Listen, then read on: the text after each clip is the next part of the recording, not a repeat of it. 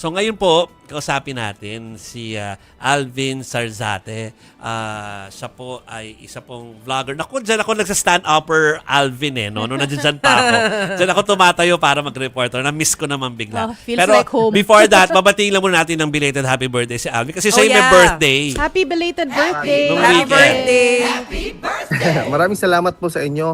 Maraming salamat din po at nabigyan niyo po ako ng opportunity para maipahayag din po ang to weigh in what seemed to be the issue. Yeah. Maraming salamat. At, sir, balik ka na dito, sir. By the way, I'm really in front of the ICC detention facility. In fact, we are waiting for the family who's going to go inside.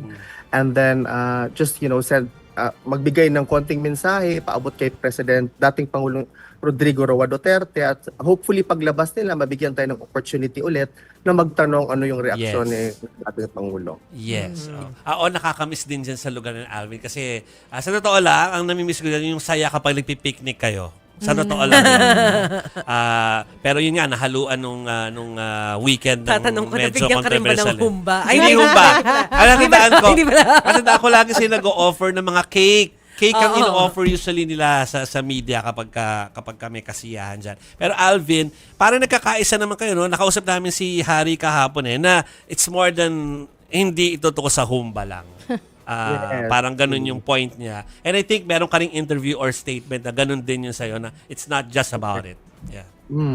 Hindi siya actually, sir, about sa humba, but it was diminished into the mere very good Filipino dish na humba. Kaya nga, during my live, I actually expressed, sinabi ko talaga, hindi po ito about sa humba lang. Unfortunately, yung humba na highlight siya doon sa nangyari sa mismong birthday ko. Actually po, totoo po yung sinabi ni dating spokesperson ni PRRD, na wala po talaga akong naiambag doon sa handaan na yon kasi nga po sorpresa po yun ng mga kababayan natin na nagmamahal sa akin dito. Actually, I wasn't supposed to be there kasi nga I have some prior appointments. So I actually canceled that kasi sinabihan ako, you need to show up, you need to be there because these people really prepared. Yung iba pa, sir, galing pa yung Germany, nagluto ng paksiw kasi gusto ko sa yung paksiw, sir, at na isda at noon nga, merong humba, merong cake, meron na lahat. So I really arranged my schedule to be present there. Kasi nga, hindi naman lahat mabibigyan ng opportunity na mag-celebrate ng kanilang birthday doon mismo sa what we call a very historic location, Duterte Street. So I really took the time to be present in celebrating a very special day of my life. So yun po. Pero, Alvin, si Maricel to, gusto ko lang malaman kasi yun ina-explain nga ni Attorney Roque kahapon na hindi nga ito yung pinag-ugatan ng away talaga. Pero sabi niya, meron kasing parang dalawang paksyon yung mga Duterte supporters na yun sana yung sinubukang pag-ayusin. Ano ba talaga nangyari? Ano bang pinag-ugatan ng away? Actually, ma'am, nakaka-sad nga po na nangyari na meron na talagang identified na dalawang factions. Kasi nagsimula po ito lahat, we were really united in solidarity to show our unwavering love and support doon po sa ating dating Pangulong Rodrigo Roa Duterte. After the meet and greet nung 23 po, there seems to be parang an effort to control individuals, especially me and Aldo, which actually one of the individuals na na-mention ni spokesperson Harry. So ma'am, ako po kasi wala po akong grupo, wala po akong any affiliation or whatnot kasi nga po ayoko talaga ng drama, gulo or ganito because nalaman ko kasi ma'am yung mga grupo-grupo, they are very prone to solicitation or donation, yung mga ganun. Ayoko kasing mahaluan or ma-associate yung pangalan ko ma'am sa mga money-making whatsoever na sinasabi ng ng karamihan. So actually before, sinabihan ako, why don't you join us sa grupo namin ganito. Sabi ko, it's okay. Okay lang po ako on the sides lang po ako kasi gusto ko lang po magpakita ng suporta bilang isang ordinaryong mamamayan. Ang nagawa ko palang ganoon, parang they took it as a form of disrespect because I am not obeying what they want to happen. Sabi ko naman, I came here in my capacity as a private citizen, so I will be here in my capacity as a private citizen. Wala naman po akong problema sa mga grupo-grupo at wala po akong problema, ma'am, sa DDS at saka sa Maisog na organization or sa pangkalahatang DDS individuals na sumusuporta kay PRRD. Ang akin lang po, ma'am, ayaw kong ma-shackle in what seemed to be an organization kasi nga, I hate it when people try to manipulate me on paano ba ang dapat kong gawin, because the same group also expressed their disappointment kung bakit kami araw-araw dito sa labas ng ICC detention facility or dito pa nga kami una sa Duterte Park. Sinabihan kami na bakit kayo nandiyan, nakakahiya kayong mga Pilipino kayo, dapat meron kayong proper decorum, bakit kayo nagkakainan, bakit nagsasayawan. Ang explanation ko naman, it is already inculcated in the culture of Filipinos. Nabahaan ka na, nasunugan ka na, at kung ano-ano pang nangyari na trahedya, Filipinos will always find a reason to smile and to carry on, showing resiliency in the process. So, yun po ang ginagawa ng mga kababayan natin dito kasi lalong-lalo na po yung pumupunta pa galing sa iba't ibang bahagi ng mundo. They come here, of course, they expressed their feeling na talagang they were sad but also they were happy to be present and to show their unwavering love and support to the former president at makiisa sa mga kababayan na nandito. That's why they bring with them food. Sometimes they also purchase other things na pwedeng mapagsaluhan po, magiging bayanihan.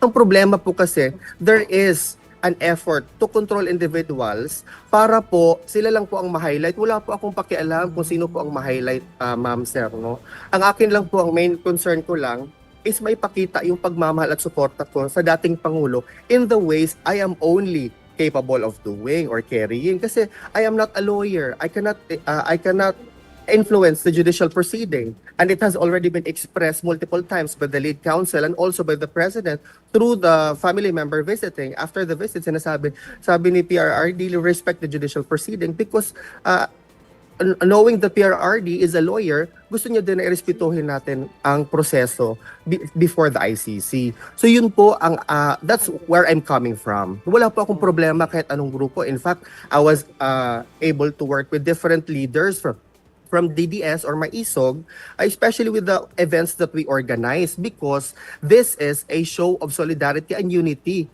Wala po akong problema kung merong grupo ang iba or ganito, I can show up there as well in my capacity as a private individual. So yun po ang sort of very in-depth explanation kung bakit po merong factions. Meron pong faction. I think it is normal in this particular scenario, ma'am, kasi meron naman talagang gustong sila ang mag-lead. Ang iba naman gusto nila na sila ang ma-recognize. Wala po akong pakialam kung mag-lead kayo or ma-recognize kayo because I'm here kahit mag-isa lang po ako. From initially what happened before on that fateful day of March 12, mag-isa lang po ako out from my own volition. Pumunta po ako sa labas mismo ng ICC because iniisip ko kailangan merong Pilipino doon na mag-show up para maipakita kay PRRD na hindi siya nag-iisa dito sa battle na kinakaharap niya, which many of us viewed as a political persecution po. I see. So, Pero, Alvin, sorry may nabanggit din kasi si Attorney Harry Roque na gumawa daw siya ng parang isang peace meeting para mapagbate yung sinasabi nga natin Paksyon. na dalawang paksyon ng mga Duterte supporters. Nagluto pa raw siya ng kare-kare. Ano yung nangyari dun sa peace meeting na yun? Unfortunately, ma'am, I was not able to go and join that particular peace meeting because of, my schedule. Hindi talaga siya nag-aalaw. Those times na parang inorganize yun ni Attorney Harry, no? These individuals na gustong ipa-organize po na magkaisa kami ni Attorney Harry, I already expressed this to those individuals na I cannot work with them, ma'am, because ito po yung individuals na sinabihan po ako na NPA ako, aligned po ako sa NPA, nag-e-exploit po, ganito ganyan, malaki daw yung ulo ko, ganito ganyan. So I just don't wish for me to be associated with these individuals, but I can be cordial with everyone. I support whatever organizations that they're going to spearhead. Kung ano-ano man yung mga events, ma'am, I really make it to a point na hopefully makapunta ako doon because I also have a job. I also study here, so I try to balance everything. And at the same time, I am very much, consistent and determined to make sure that I will be there until mapauwi po si PRRD sa Pilipinas. Unfortunately, Yeah. sorry, go ahead po. Alvin, may video kasi kami piniplay nung nandiyan pa yata kami ni Mon Gualvez nung time na yon. So, kasama ba na sa tinutukoy mo na medyo hindi kayo, tama ba ako ng basa, hindi comfortable o ikaw comfortable? Yes, Kasama ba ako si mismo. Maharlika doon at saka si Harry Roque? No, wala man akong problema dito kay Maharlika at saka kay Attorney Harry Roque, sir. I have expressed that with Attorney Harry Roque na, Attorney, why do we always find ourselves like parang nag-aaway over something? Kasi, nung nangyari sa birthday ko, sir, it was not even my doing. I'm not even aware na meron palang post na ganoon or ganyan. And then, nabaling na lang sa akin that I should be made responsible of the post of somebody that's associated to me. Sabi nga, I need to make a stance with what is right and wrong here. That's why I also asked the same question. Maharlika also wrote so many wrongful things against me. I did not even bother asking Attorney Roque, can you please make Maharlika stop from all of the things that she is doing? Hindi, sinabi niya sa akin, why this particular logic not applicable to me and Aldo? Sinabi niya, because we are young and we cannot compare ourselves to Maharlika. From the very beginning, I welcomed Maharlika and also Attorney Harry Roque here.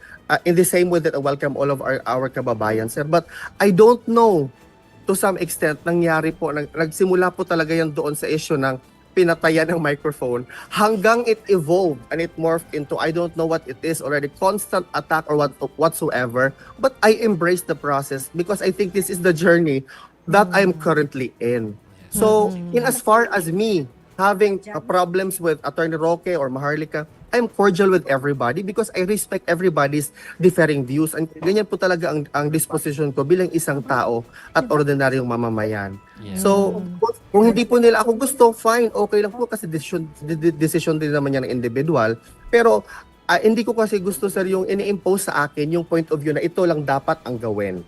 So, that's why I try to make it up, okay, go ahead, gawin nyo yan, wala po akong problema dyan. Basta hayaan nyo din po na gawin ko din yung gusto kong gawin na pag-support at pagmamahal kay dating Pangulo. So I think this is a matter of differing views at saka, I don't know, siguro I am very much accustomed to the Dutch way na wala kasing hierarchy dito, sir. The regard to power here is very, very little. Even the Prime Minister, nagbibisikleta lang po yan, and if you have something to say to the Prime Minister, you're able to express it directly. So, yung regard to power ko is very, very low din actually. So, parang na-adapt ko yung kultura dito sa Netherlands na wala po akong pakialam kahit sino po kayo, but I am very cordial in my approach with everyone and very much respectful and grounded with how I want to be treated also by these individuals. Hi, So, Alvin. Si Chiki Hello ni, po. may hapon ni mo diha. Kalma kay ka diha. Alvin, kahapon kausap namin si Attorney Harry Roque, 'di ba? Na-mention ni Jovi. Tapos nagbahagi siya, ibinahagi niya sa amin na mayroong mga activities even before the confirmation of charges, no? So magsa-start yung mga activities sa 19. So paano 'yan? Kasi may mukhang paksyon diyan. Yung isa, yung maisog may gustong gawin, yung DDS may gustong gawin. Kayo naman parang non-partisan may gustong gawin. Ano yung mga sa pagkakaalam mo ang mga activities na gagawin during that time? Actually, ma'am, wala po akong problema. In fact, during the 5th month, sinelebrate po namin, nagkaroon po ng prayer vigil. August 10, meron po sana dapat kaming event, pero nag-release po sila na magkaroon ng event sa August 11. So, sinabi ko sa mga individual na katrabaho ko sa mga pag-organize ng event, sabi ko, doon na lang tayo sa August 11 para isa na lang mag-focus kami sa September.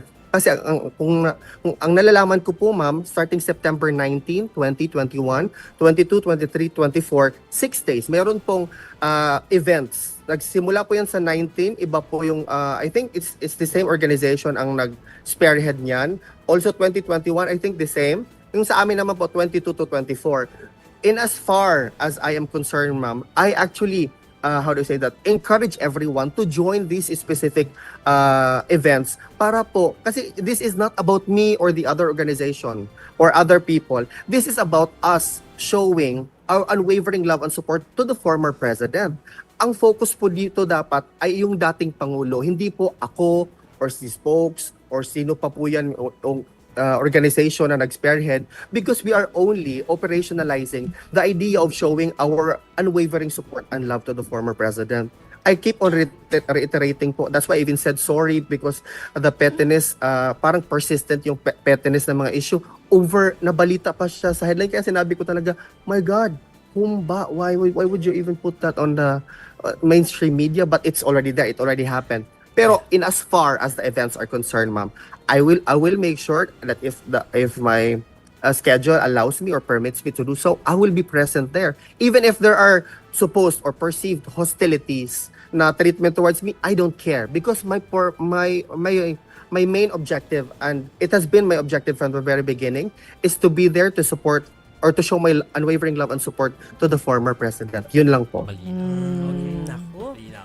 Okay, so hopefully makita ka namin dyan soon. Yeah. Yes, sana po pumunta kayo dito kasi meron talaga mga events starting 19 po. Yes. Hopefully you'll be able to cover that. We are also asking the international media to also cover these activities. In fact, yesterday, sir, meron pong engagement with a Dutch media. And I also encourage him to please release this information also to all of your other colleagues or other companies or media outlets para to spread and make increase awareness po dito kay PRRD sa nangyari sa kaso niya before the ICC. Okay. Thank you, Alvin. Thank you. Salamat. Salamat. Maraming Salamat. salamat po sa inyong lahat. Syukran po.